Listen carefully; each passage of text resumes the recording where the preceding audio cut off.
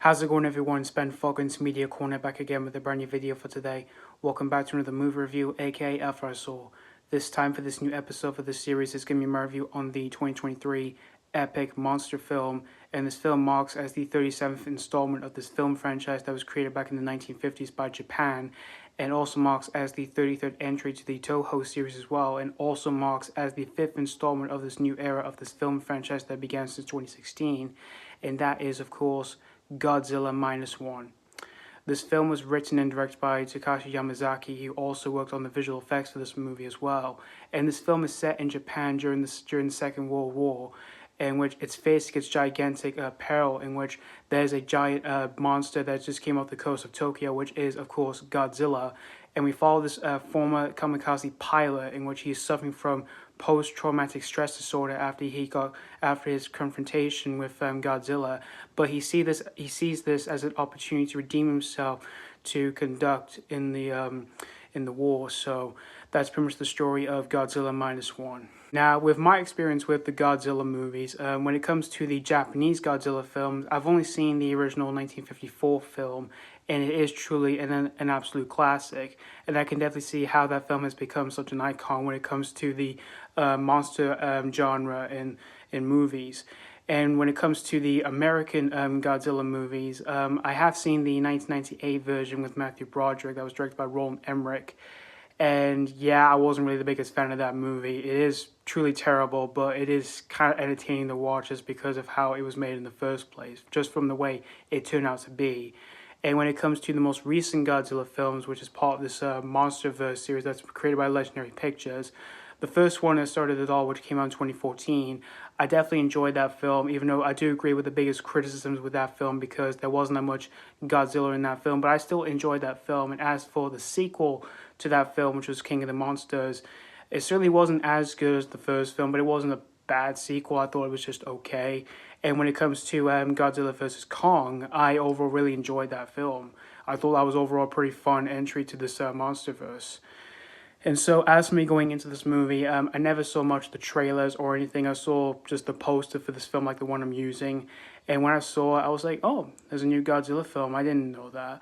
But I started to hear a lot of people talking about this movie, and I was like, I'll give this a shot since a lot of people are talking about this movie. So I did check it out just on the day it came out in my area, which came out around like towards Christmas time in the UK, which came out on the 15th of December. So I did see this on opening day with a fair amount of people on the screen that I was in for this movie. And after watching this whole movie here, I gotta say, this film really surprised me here because I overall had a huge blast with Godzilla Minus One, and I can definitely say as well, it's definitely another one of my favorite Godzilla films that I've seen since the original 1954 masterpiece. The things that I surprisingly liked out of this movie here were the characters, because usually when it comes to like the other Godzilla films, they do have human characters in them, but there were a few of them in those films that I didn't find myself really invested with that much. But here for this film, I surprisingly found myself really invested with these characters because I found myself really rooting for them throughout the whole film. Especially the main hero of the film, because he has gone through a lot in the film where he's dealing with loss, and he's got post-traumatic stress disorder, and a few people don't really treat him right. And I just found myself really caring for him so much in the film. And later down the line in the film, he starts to develop a family of sorts when he interacts with a woman who has a child, in which the child isn't really hers. But for that aspect of the film, I found myself really caring for. And the film's story, I thought, was very well captivating for these characters, as well as giving enough time to give more developments to them as the film goes much more and more deeper down the line in the film. And as for Godzilla himself, like the way he looks in the film for his design, it is truly amazing here for the amount of visual effects that's being put into this film here, which I thought all of its visual effects here in this movie was truly outstanding. Like the scales on his back and all that, which everything about the way that Godzilla looked in this movie is just outstanding.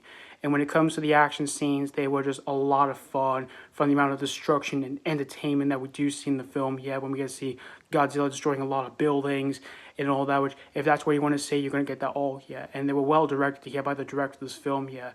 And even for the other directed moments outside of the action scenes, it's just so beautiful to look at for every scene for every scenery that we do see in the movie here that looks absolutely amazing to look at.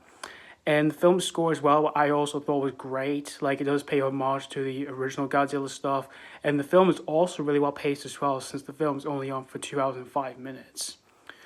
And there's not even a single flaw that I could pick out with this movie here, other than I just absolutely love Godzilla Minus One. It is truly another Godzilla masterpiece I've seen since the original 1954 masterpiece. And if you're overall a huge fan of Godzilla, like either like the original 1950s film or any of the Godzilla movies they've seen before, like the original 1950s movie, this is truly one you're doing yourself here. So that's pretty much all I have to say about Godzilla Minus One. I'm going to give Godzilla Minus One 5 out of 5.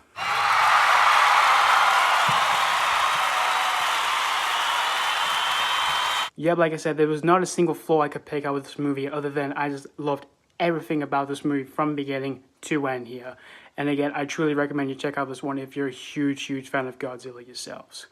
So yeah, thank you guys so much for watching my ACAF first saw review on Godzilla Minus One, and let me know what you think of this movie if you have seen this already or if just recently checked this out. Did you have a blast with this or are you very disappointed with this? As always, thank you guys so much for watching, and this has been Falcon's Media Corner signing off.